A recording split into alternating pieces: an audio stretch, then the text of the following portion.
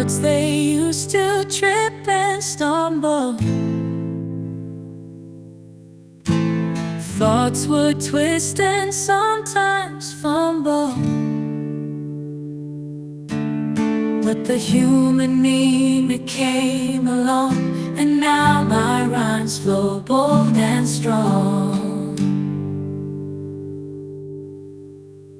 History's tales and wisdom deep,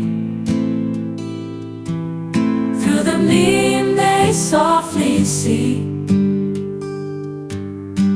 A world of stories starts to sing. New perspectives start to spring. Battles, empires, love and strife. The meme paints tapestry of life. A chuckle here, a heartfelt tear. The human journey crystal clear, and new perspectives start to spring. History's tales and wisdom deep, through the meme they softly see. A world of stories starts to sing. New perspectives start to spring. My mind expands, my spirit gleams. The world transforms in vivid schemes. The human meme, it lights the way. Each episode, a brighter day. History's tales and wisdom deep, through the meme they softly see. A world of stories starts to sing. New perspectives start to spring.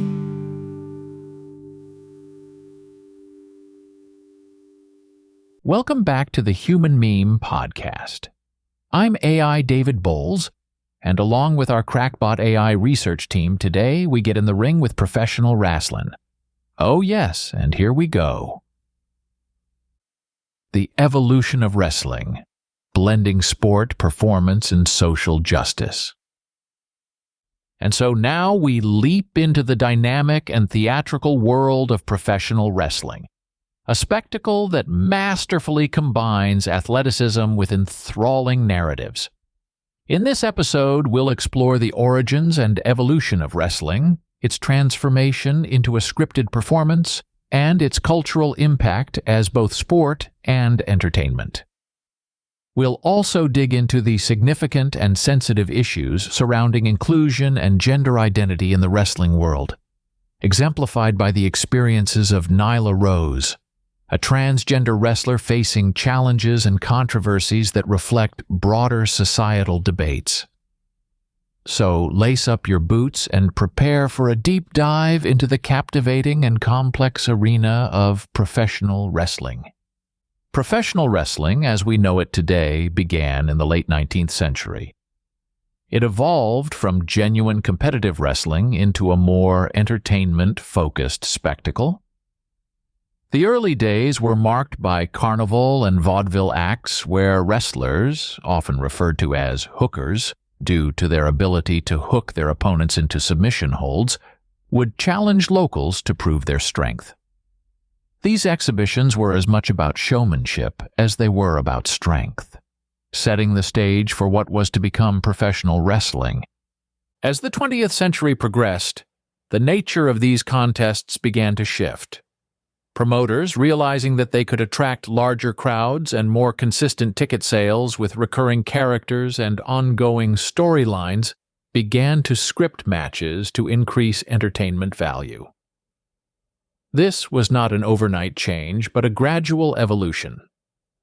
By the mid-1920s, With figures like Ed Strangler Lewis and his manager Billy Sandow, professional wrestling had begun to see the emergence of fixed outcomes and flamboyant personas. The scripted nature of wrestling allowed it to introduce more dramatic elements. Characters with outlandish personas, from the dastardly villains, heels, to the crowd-pleasing heroes, faces, became staples of the sport. This era also saw the rise of wrestling territories across the United States, each controlled by local promoters under the umbrella of the National Wrestling Alliance, founded in 1948. This organization helped standardize the wrestling industry, setting up a championship system that added legitimacy and excitement through title matches and feuds. The 1980s marked a significant turning point in professional wrestling's history with the rise of the World Wrestling Federation, now known as War Wrestling Entertainment, under the then leadership of Vince McMahon. McMahon was pivotal in transforming the regional territory system into a singular, national spectacle. He capitalized on the burgeoning cable television market to broadcast his wrestling shows nationally, creating larger-than-life characters like Hulk Hogan, Andre the Giant, and the Ultimate Warrior. Wrestling in the 80s became a form of mainstream entertainment, complete with action figures, Saturday morning cartoons, and even rock and wrestling connection events. Professional wrestling's shift to a performance art was cemented during this time. It was no longer just about the outcome, but how the story was told, the drama, the excitement, the heartbreak, and the triumph. Matches were choreographed, outcomes were predetermined, and the emphasis was firmly on entertainment, albeit within the complex choreography of wrestling moves. The debate over whether professional wrestling is a sport or a performance art remains ongoing. Purists argue that the athletic prowess required to perform in the ring qualifies it as a sport. Critics, however, see it as purely theatrical, given the scripted outcomes. Yet this combination of athleticism and performance is precisely what gives wrestling its unique charm. As we've seen in wrestling history, from the carnival origins to the multimedia entertainment juggernaut it is today, professional wrestling straddles the lines between sport and theater, competition and choreography, authenticity and spectacle. It is a unique, enduring form of entertainment that has adapted to the tastes and technologies of the times, always managing to find new ways to engage and thrill its audience. So whether you consider it a guilty pleasure or a genuine sporting event, professional wrestling's impact on popular culture is undeniable. It's a testament to the allure of storytelling, mixed with physical prowess, a dance between reality and fiction that captures our imaginations and, quite often, our hearts. Much like professional wrestling, several other events blend spectacle with sport to create immersive experiences that captivate their audiences. These hybrids have carved out unique niches in the cultural landscape, and today we'll explore a few that echo the theatrical athleticism of professional wrestling. First on our list is roller derby, a sport that, much like wrestling, combines genuine competitive action with flamboyant personas. Originating in the 1930s and experiencing a resurgence in the early 2000s, roller derby involves two teams of skaters competing on an oval track. The sport is known for its fast-paced action and the colorful, often pun-laden names of its participants. Roller derby players adopt alter egos much like wrestlers, creating vibrant characters that add an extra layer of entertainment to the contests. While the outcomes are not scripted, the theatrical elements in their personas and the culture surrounding the events share a common spirit with professional wrestling. Another spectacle akin to professional wrestling was the television show American Gladiators. Airing initially in the late 1980s and through the 90s, this program featured athletic competitions between amateur contestants and the show's gladiators, who were recurring characters with their own distinctive personalities and physical prowess.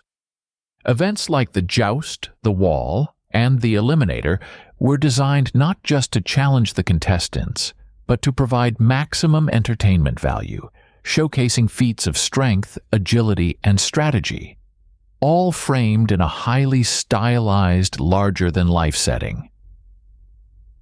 Now looking into a different kind of staged combat, Medieval Times Dinner and Tournament offers a dinner show experience that features staged, medieval-style games, sword fighting, and jousting. Here, the line between sports and theater blurs as actors, dressed as knights and royals, perform choreographed battles while guests enjoy a meal reminiscent of medieval banquets. This attraction, much like wrestling, relies on a combination of athletic skill and performance art to create a compelling narrative that transports the audience back in time. Expanding our view to a more global stage, kabaddi, though less theatrical in the traditional Western sense, is a sport that incorporates elements of performance through its intense physical engagements and ritualistic aspects. Originating in South Asia, kabaddi is a contact team sport that is both strategic and physically demanding. The dramatic encounter, the chant of "Kabaddi, Kabaddi" by the raider, and the anticipation build up a spectacle that, while not scripted, thrives on high energy and dramatic moments that are easily comparable to the tension and release seen in wrestling matches. Returning to the ring, but with a distinct cultural twist, Mexican lucha libre wrestling mirrors many elements of American professional wrestling, but emphasizes high-flying maneuvers and, most notably, the use of masks.